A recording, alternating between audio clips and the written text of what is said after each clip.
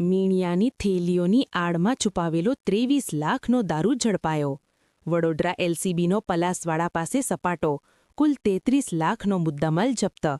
વડોદરાથી ડભોઈ તરફ જતી શંકાસ્પદ ટ્રકમાં મળી આવ્યો વિદેશી દારૂ. વિદેશી દારૂની પેટીઓ પર મીણિયાની ફાટેરી ખાલી થેલીઓનો ખડકલો કરાયો હતો. તપાસમાં 23 લાખની કિંમતની 480 પેટી વિદેશી દારૂ મળી આવ્યો.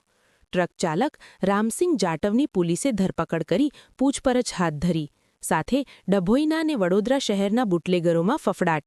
વિદેશી દારૂમાં હવે કોનું નામ ખુલશે લાગતા પોલીસ સ્ટેશનમાં વિદેશી દારૂનો ધંધો કરતા હોય તેવા વિદેશી દારૂના બુટલેગરોમાં મોટો સીટીરા.